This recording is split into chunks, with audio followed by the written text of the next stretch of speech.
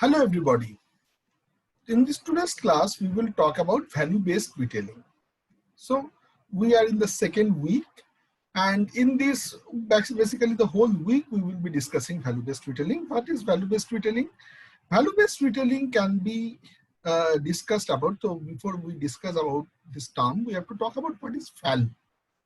So value is basically the mathematical calculation of your net benefit and net cost that you are incurring to get that benefit.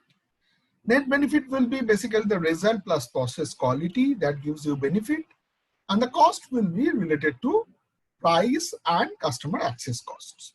So what is result? Results is the ultimate outcome. So you get benefit from anything from the process and the outcome. We say that, okay, so when we go for the travel, the journey gives you certain amount of benefits and the destination also gives you certain amount of benefits. So similarly here, the results in the retail also, the result, the ultimate product that you have bought, the quality of the product, the taste, health, warranty, all the product related characteristics gives you some amount of benefit. And then there is also a process, the retailing process, which also gives you some amount of benefit. For example, what is the, I would say, parking area of the retail, whether you are getting enough parking space, whether you can come at various point of time, whether you have to, whether it is accessible 24/7 or some certain period it is accessible, whether you have to wait in the queue or not wait in the queue, whether the particular place is crowded or not, whether you can, if you have time pressure, will you be able to access the products quickly or not. All of these things which are not ultimately related to the outcome, but related to the purchasing process also gives you some amount of benefit. So this is the total benefit that you get. And to get this total benefit, you have to incur certain cost. One is basically the delivery cost and the price of the product. And if you want it to be delivered at your home, then the delivery cost. Sometimes the delivery cost is part of certain package that they give. Sometimes that cost is inherent extra. Next, there are other kinds of costs. For example, if it is a e-commerce, then there is information search cost. How tough it is to find out the product in this particular website, whether the website is properly made or not properly made. And then if it is a retail which is brick and mortar, how far it is, how is the access cost, whether I have to drive there, whether I have to go by train, bus, how much will be the cost in terms of the monetary cost of the travel, how much will be the cost in terms of the I would say the inconvenience of this travel. Everything comes in the customer's access cost. So price is basically cost plus delivery plus assembly plus credit together is your price, and customer access costs are this. So we generally, whenever we want to think about how much value I got, so there is a mental accounting that happens. Mental accounting means in our mind there is some amount of accounting that happens where we try to see that what is the net benefit that I have got and what is the net cost that I've incurred. And the difference between these is basically, if we can convert all these values in monetary terms, then the difference between these things are called basically the net value. And based on this value, my satisfaction and my loyalty intention will grow as a customer. Now, their value can be both. See, this is the value from the customer's perspective that we discussed. Value can be also seen from the channel perspective and the customer perspective differently. From the channel's perspective, value is a series of activities and processes that provide a certain value for the consumer. For example, let's say there was one time we used to say value added tax, VAT, that term was there.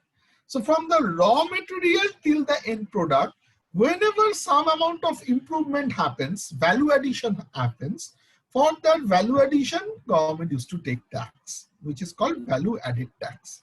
Now that has converted to GST and etc.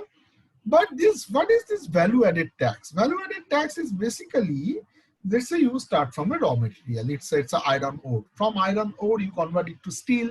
From steel, you convert it to rods or probably certain other materials. And from that certain other materials, you convert it and make a ultimate product. So everything that you are talking about in this content in this zone is basically some amount of value addition. And this value addition creates a little, and this value addition is towards the customer at the end of the day, but the channel members are providing this value.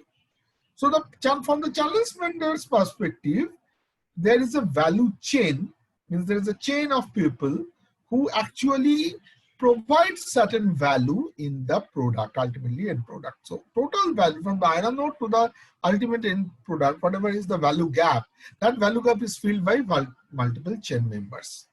That is from the channel's perspective. What is from the customer's perspective? From the customer's perspective, value is a perception that shopper has of this value chain. So shopper has an idea about this value chain. That is from the customer's perspective, the value. It is the view of all benefits from a purchase versus the price paid, as I told. Now, in the context of retail value chain represents the total bundle of benefits offered to customers through a channel of distribution. So in case of retail, there is no raw material and no end product. In case of retail, it is the manufacturer. Manufacturer manufactures the product. Then there is a wholesaler. Wholesaler actually, then in between there will be the logistics people who bring in the products from the manufacturer to the wholesaler. Then there will be wholesaler who actually stocks lots of products. Then there will be distributors probably. So distributors comes first and then wholesalers, and or wholesalers comes first, then the distributors, and then ultimately the retailers. So from wholesaler, they take the product and they distribute to the retailer, and then the retailer sells. So everybody is providing some amount of value to this end customer. From the retailer, the end customer is getting the ultimate product. From the distributor, what he is doing, he is getting the various products from various wholesalers and giving it to the retailer.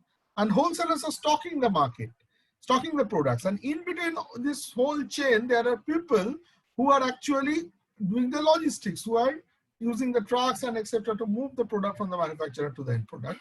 Everybody is creating some amount of value so supply chain, we generally also can say in the context of retail as retail value chain. So this is the concept of value and who provides what kind of value. Based on that, there is lots of decisions are taken. For example, how much money will be given to whom, how much benefits will be given to who has the highest, I would say, negotiation power in this value chain. All of these things are related to this value chain and their contributions. Thank you very much. I will see you in the next video with a new topic. Thank you.